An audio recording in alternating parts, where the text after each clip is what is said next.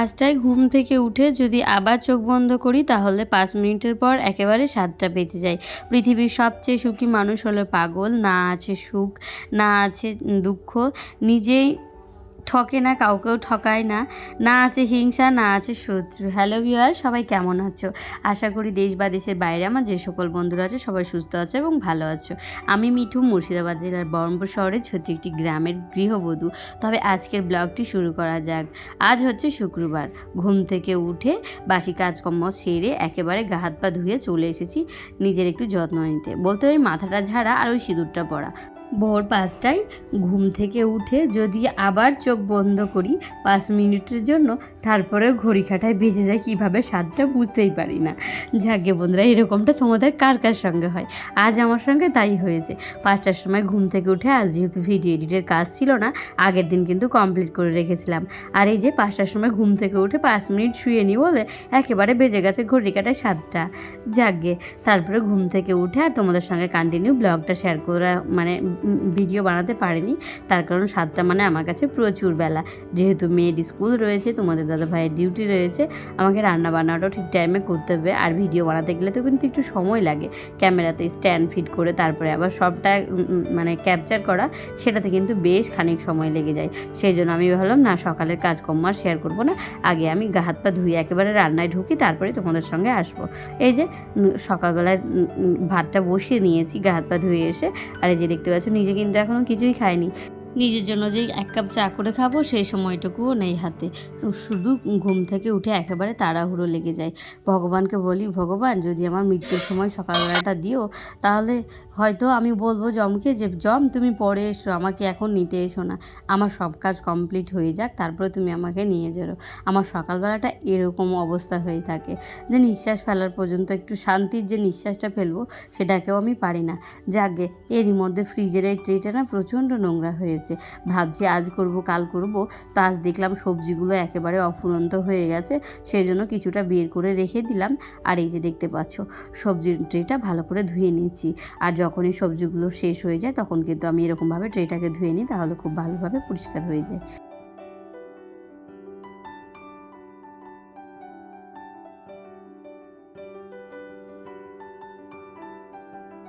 দেখো, এদিকে ট্রেটা ধোয়া হয়ে গেছে। এখন একটা শুকনো কাপড় দিয়ে সুন্দর করে মুছে নিচ্ছি। সাদা জিনিস তো একটা যদি চুলো পড়ে থাকে তাহলে সেটাকেও বোঝা যায়। ফ্রিজের ভেতরটাও নোংরা নেই সেরকমভাবে, তবুও আমার রেগুলার মোছা লাগেই একটু একটু করে। প্রত্যেক দিন আর তোমাদের সঙ্গে শেয়ার করা হয় না। আর ডিপ ক্লিন আমি সেরকমভাবে এখনও সেরকম ফ্রিজ করিনি, তবে প্রত্যেক দিন যেহেতু মোছা এবং পরিষ্কার হয় সেই জন্য আর ডিপ ক্লিন করার প্রয়োজন হয় না। তবে এই যে দেখতে পাচ্ছ, এই সাইডের জিনিসপত্র রাখলে না একটু দাগ দেখবে হয়েই যায়। সেটাকে যদি সঙ্গে সঙ্গে মুছে নেওয়া হয় তাহলে কিন্তু বেশ সুন্দর হয়।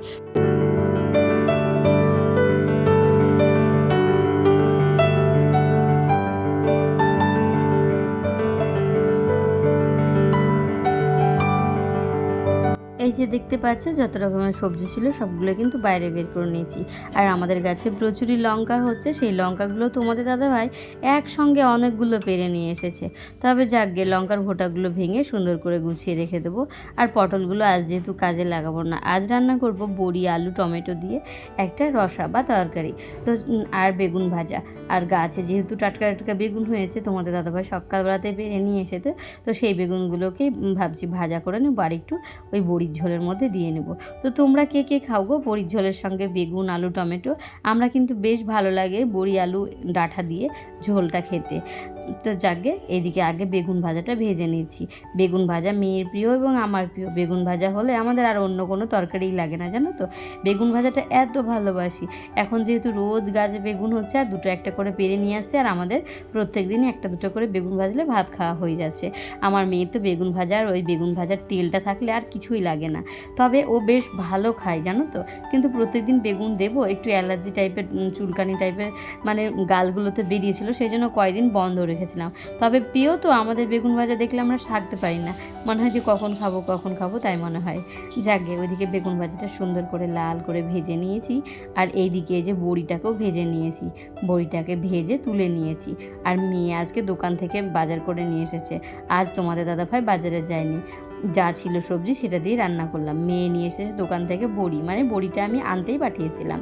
যাকে এদিকে ডাঁটা আলু বেগুন দিয়ে বড়ির ঝোলটা হয়ে গেছে, আর বেগুন ভাজাটাও আমার কমপ্লিট হয়ে গেছে। রান্না বান্না করে নেওয়ার পর রান্নাঘরটা মোছাতে তো একেবারে প্রযোজ্য, তাই না? রান্নাঘরটা না মুছলে কিন্তু একেবারে ভালো লাগে না। এই যে দেখো, প্রত্যেক দিনকার মতো আজকেও আমি রান্নাঘরটা মুছে নিচ্ছি। আর যদিও রান্নাঘর ক্লিন করাটা অনেকদিন পর শেয়ার করলাম। আমাকে এক দিদিভাই কমেন্ট করেছে, রান্নাঘরের সেট বা গ্যাস যখন মুছবে তখন হয়তো একটু হ্যান্ড ওয়াশ বা সার্ফ দিলে ভালো হয়।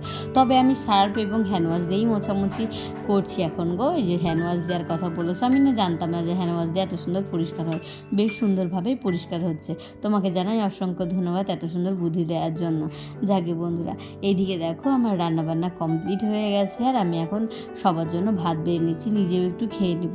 আগে প্রথমত তোমার দাদাভাইকে মেয়েকে খাইয়ে দিলাম, তারপর আমি নিজে একটুখানি 2 গ্লাস ভাত খেয়ে কুর্তিটা পরে নিয়েছি। এখন 10টা মতো বাজতে চলেছে, আর মেয়েকে এখন তাড়াহুড়ো করে রেডি করাচ্ছি।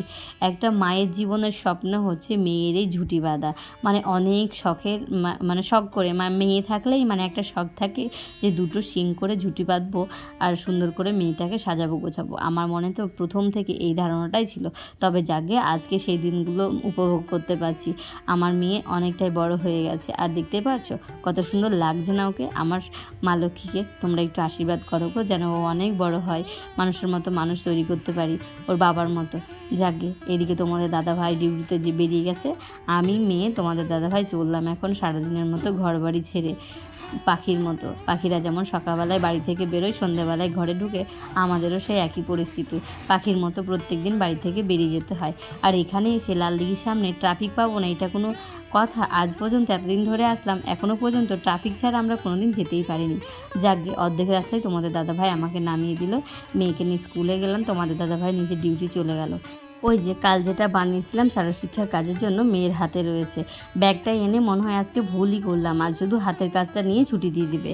এরই মধ্যে দেখো 10 মিনিটে ওদের কাজটাও কমপ্লিট হয়ে গেছে, আর এদিকে মেয়ের ছুটিও হয়ে গেছে। আর এটা আমার পিসি শাশুড়ি। রাস্তায় আস্তে আস্তে দেখা, যেহেতু আমাদের বাড়ি সংলগ্নই, সেহেতু বাজার গেছিলো, সেই জন্য আমরা একটা টোটোতে বাড়ি চলে এলাম। দেখতেই পাচ্ছ মেয়ে। বন্ধুরা দেখো, আজ ছিল মেয়ের শারীরশিক্ষা পরীক্ষা, আর পরীক্ষা হয়ে গেছে, আর আমরা বাড়িও চলে আসলাম। আর প্রচণ্ড বৃষ্টি হচ্ছিল, ফোনটা একেবারে বের করতে পারছিলাম না, সেই কারণে হয়তো তোমাদের ব্লগটা কন্টিনিউ করে যেতে পারিনি। তো যাকে বন্ধুরা, চলো এখন বাড়ি যাই, মেয়েকে চেঞ্জ করাবো এবং আবার পড়ানো রয়েছে, পড়ানোর কাজগুলো করতে হবে। স্কুল থেকে আসার পর মেয়ের পড়ানো ছিল, মেয়েকে পড়িয়ে দিদিমণি চলে গেছে। তারপরে এই যে দেখতে পাচ্ছ সন্ধেও হয়ে গেছে। বাকি যে কাজগুলো ছিল ক্যামেরার পিছনে সেরে ফেলেছি, সার্ফ কাচা থেকে শুরু করে আবার বাসনপত্র মাজা সবগুলোই হাঁড়ি কড়াই মেজে নিয়ে এই যে আবারও ঢুকে পড়েছি রাত্রে রান্নাবান্না খাওয়ার দাওয়ারে। তো রাত্রে কী আর করবো ভেবে পাচ্ছিলাম না। অনেক দিন যাবৎ ধরে একটা ক্যাপসিকাম এবং গাজর ছিল, তোমাদের দাদাভাইকে দিয়ে 2টো ডিম এবং চাউমিনটা আনাই করিয়েছি। এই যে দেখতে পাচ্ছ ক্যাপসিকাম গাজর পেঁয়াজগুলো লঙ্কাগুলো সুন্দর করে কুচিয়ে ভেজে নিয়েছি। তোমরা কেমনভাবে চাউমিন করো গো? আমি কিন্তু এরকমভাবে করি, বেশ সুন্দর লাগে। কিন্তু সব সবজিগুলো ভেজে নিয়ে এখন হচ্ছে 2টো লবণ দিয়ে ডিম ভেজে নিচ্ছি, মানে একটু লবণ দিয়ে 2টো ডিমকে ফুটিয়ে ভালোভাবে ভেজে নিচ্ছি। আর যেহেতু 2 প্যাকেট চাউমিন করবো সেই জন্য কিন্তু 2টো ডিমই দিয়েছি। যাকে বন্ধুরা, এদিকে ডিমটা আমার ভাজা কমপ্লিট হয়ে গেছে, সব কিছু ভেজে রেখে দিয়েছি। আর ওদিকে চাউমিনটা সেদ্ধ করে জলটাকেও ঝরাতে দিয়ে দিয়েছি, জলটা ঝরেও গেছে। এবার হচ্ছে কড়াইতে তেল দিয়ে, শশাটা যেহেতু আমার ছিল না বাড়িতে, মার কাছে ছিল, তো মার কাছ থেকে একটা শশা নিয়ে এসে ওটাকেও তেলের মধ্যে দিয়ে নিলাম। আর শশাটা আগে দিলে পরে কি হয় বলো তো, চাউমিনটা না কড়াইয়ের মধ্যে লাগে না। তোমরাও কিন্তু এরকমভাবে ট্রাই করতে পারো। আর ডাইরেক্টলি যদি তেলের উপরে চাউমিনটা দিয়ে দাও তাহলে দেখবে কড়াইয়ের মধ্যে কিন্তু একটু লাগা লাগা ভাবটা চলেই আসে। আর শশাটা দেওয়ার কারণে কিন্তু একেবারে চাউমিনটা লাগবে না কড়াইয়ের মধ্যে। আমি কিন্তু এরকমটাই করে থাকি, তোমরাও ট্রাই করে দেখিও। সুন্দর করে চাউমিনটা নাড়াচাড়া দিয়ে, আর আমাদের চাউমিন কিন্তু অনেক দিন যাবত পর খাওয়া হচ্ছে, কারণ আমাদের রেস্টুরেন্টে এখন যাওয়া হয় না, আগের মতো সময় পায় না, সেজন্য কিন্তু খাওয়া হচ্ছে না। আর রেস্টুরেন্টে অনেক রিচ থাকে, মশলা থাকে, সেজন্য তোমাদের দাদাভাইও অত পছন্দ করে না বাইরের খাবার। সেই জন্য যতটুকু পারি ঘরোয়া পদ্ধতিতে একেবারে খাওয়ার চেষ্টা করি।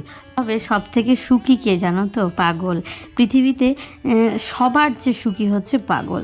না আছে সুখ, না আছে দুঃখ, না আছে কোনো মানে ঠকার ভয়, না আছে কাউকে ঠকানোর ভয়, না আছে কোনো শত্রু, না আছে রিচ খাওয়ারের প্রবলেম। যা পায় তাই খায়, যে যা দেয় সেটাই খেয়ে নেয়, কিন্তু ওদের কিন্তু হজমও হয়ে যায় এবং ঠাকুরের আশীর্বাদে কিছু হয় না। আর আমরা যত রকমের যত যা ফেসিলিটি আছে সব কিছুই মানি না কেন, তবুও যেন পেটের গণ্ডগোল, পেটের ক্ষতি হতেই থাকে।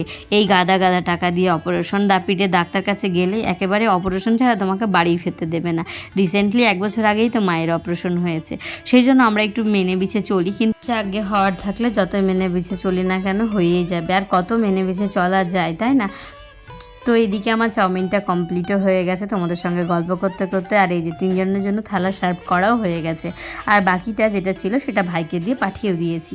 তবে চলো আমরা আনন্দ সহকারে আজকে চাউমিনটা খেতে থাকি। আর যারা আজকে আমার নতুন বন্ধু রয়েছে, ভিডিওটা এখনও দেখছো, চ্যানেলটা সাবস্ক্রাইব করোনি, তারা প্লিজ আমার জন্য একটি এই ছোট্ট চ্যানেলটা সাবস্ক্রাইব করে দিয়ে পাশে থাকা বেল আইকনটা প্রেস করে দিও, তাহলে নোটিফিকেশনগুলো তোমাদের কাছে চলে যাবে আর আমার প্রত্যেকটা ব্লগ ভিডিও তোমরা দেখতে পাবে। আর তোমাদেরকে অসংখ্য ধন্যবাদ সাবস্ক্রাইব এবং পাশে থাকা বেল আইকনটা প্রেস করার জন্য। সবাই ভালো থেকো, সুস্থ থেকো, ঠাকুরের কাছে এই কামনাই করি। আমি মিঠু আজকে বিদায় নিলাম এখান থেকে। তোমাদের সঙ্গে দেখা হচ্ছে আবার একটি পরবর্তী ভিডিওতে।